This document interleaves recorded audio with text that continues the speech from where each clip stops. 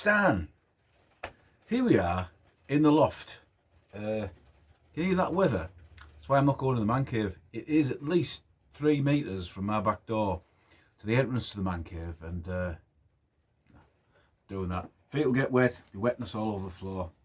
Gotta leave it in pristine condition. So I decided to come up here.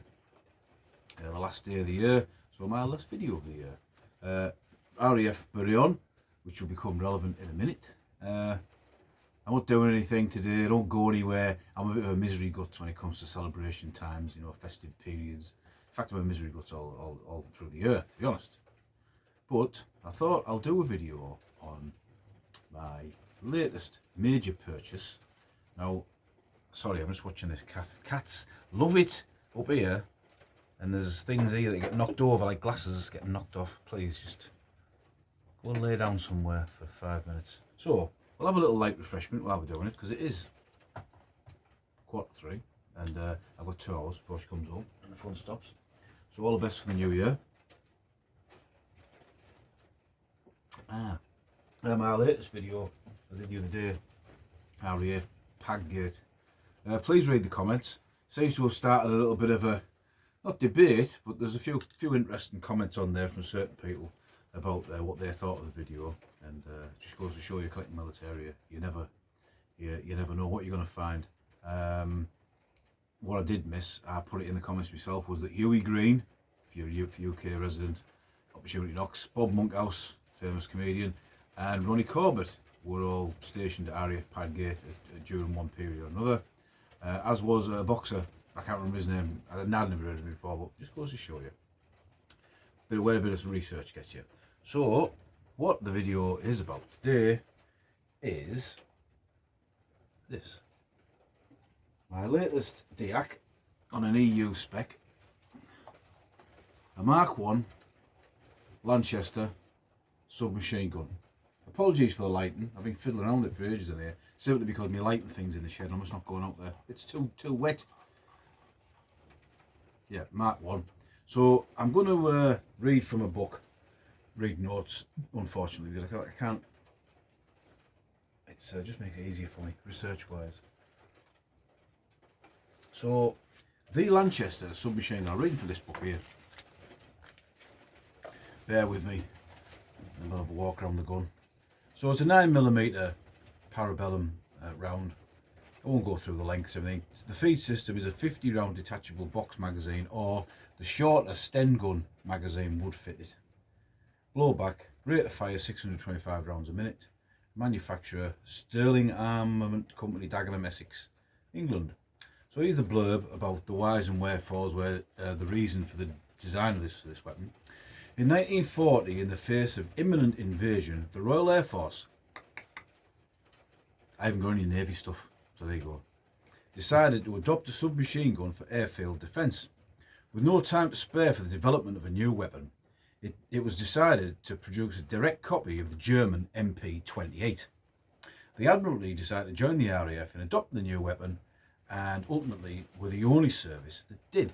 So I did read somewhere that they captured these MP-28s in Ethiopia, in Africa, apparently.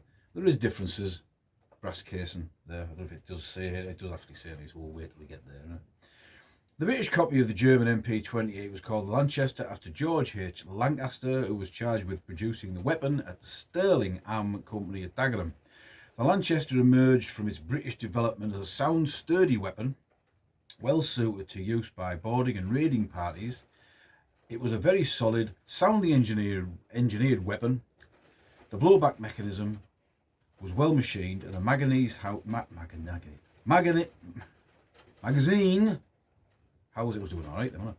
housing was fabricated from solid brass. You can see that there. See it? Where the magazine's going in, solid brass. A mounting on the muzzle for the long braid British bayonet, SMLE sword bayonet, 1907, was added, and the rifling differed from that of the German original to accommodate the different type of ammunition fired by the Lanchester. The magazine for the Lanchester was straight and carried a useful load of 50 rounds. Stripping was aided by a catch on top of the receiver. The first model was the machine carbine 9mm Lanchester Mark 1, capable of firing single or automatic fire. On the Lanchester Mark 1 Star, this was changed to automatic fire only, and many Mark 1s were converted to Mark 1 Stars standard at Royal Navy workshops. The Lanchester was an unashamed copy of the German design, but gave good service in the Royal Navy throughout and after World War II. Its one serious fault was that if the butt was given a hard knock when the gun was cocked, loaded, it would fire. The Lanchester remained in service 1960s. So, I'll take these glasses off now, I think. Take a little look at it. So this is a Mark 1. I think get the writing up on the wall, see if you can see it. I think you might have to pause it. It's upside down. This is a Mark 1, but it's obviously been converted to a Mark 1 Star. The selector switch was here, or will have been there. Flick, but it isn't, so there's not one there. So, get a bit of a pee on the drum, that old cap, doesn't it? Now we're in the light. I tell you what, I've got so much stuff up here. If I move in the slightest wrong direction, I'm going to end up falling all over the place. Oh, hang on a minute. Let's have a go. Right, so here we are. Again, have a look at it. The 50 round magazine comes out. 50 round. Honest, it does, governor. There you go. This is an EU spec Diac, so the mag's been notched to go on the magwell. This is the stamp on here says SA and a serial number, so that means it was manufactured by the Sterling Armour Company at Dagenham. It also has broad arrow, two broad arrows together.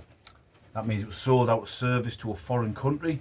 What happened a lot with the Navy stocks of Lanchesters, they were sold on board a ship. So you might have a frigate or a destroyer that you're selling to another country. Basically, you get the ship and all the tools and all the kit, and that included the armament locker. So that's why they got spread around the world so much. EU Diac spec, it's welded solid at the bolt. I know some of the ones now you get dummy bolts, but I don't know. I'm all right with that. It's the original bolt, obviously. I'd probably still rather be cotton click, but that's where we are in the world now. Sights adjustable. I think it's probably just a SMLE or a number 4 rifle sling. Don't know whether I should maybe polish those up, the brasses. It does open, so give me a minute. It's stiff. Yeah. So open for, like, you can't really feel strip it, but you can see the workings and everything in there. The stock, the wooden stock, it's not exactly the same as the Enfield, but it's based on, I believe, so that it could keep the tooling down to a bare minimum. It has at the end the same sort of oil bottle holder that the Enfield would have, and it is a very substantial piece of kit. I mean, I think in that latest film with it's like the Guy Ritchie film, World War II. I thought they were using these, but they're not. You probably should hold it like that with a grip there. It looks good to do that. That probably would give you a foul, probably give you a misfire. So yeah, I'm just trying to look out the window, make sure you can see me. It is quite heavy, and look at the size of that magazine there. That is really substantial. Boarding a ship with that. I reckon you could take the magazine out and club someone with it around the end with it. A bit more information. I've written down in my notes. I'll just put it over my shoulder while I'm doing it. So look. So covered that. I've covered that.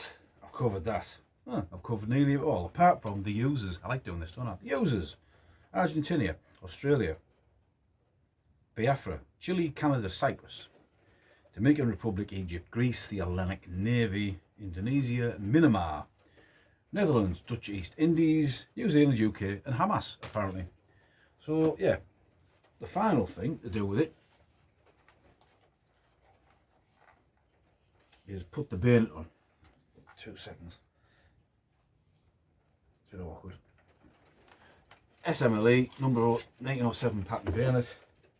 I did read again somewhere that they actually made some sword bayonets just for the Lanchester, but mine's an older one. So there you go. Now if that's not a piece of kit and a half, that is really like the thing that comes in my mind, I have read it somewhere else. People say it's like steampunk, and if you're not familiar with the phrase, or you don't know what I'm talking about, or you don't understand the association, steampunk, as far as I'm aware, is a subculture, a bit like goth things, and it's like the, is it the glorification of Victorian engineering, or they wear like old gas masks and medals. Sometimes they actually alter original military for their outfits. Tut, tut, tut, leave it to us. And this is probably the type of thing that would be in like a steampunk film. I know there is a place, Whitby's not far away, an hour's drive south, and they have steampunk goth weekends. I sort of get it, sort of. I understand where you're coming from. It's like an overly engineered thing, isn't it? It's got, you know, the big magazine on the side, a great big bayonet at the front, and it would be a fearsome thing in itself, as it is, and it's quite a hefty piece. Yeah, it must have been fun, a riot, a fire. But I mean, I still can't imagine how this would be used. I mean, it would be used for shipboarding, the amount of rounds you've got, and the bayonet for close quarters.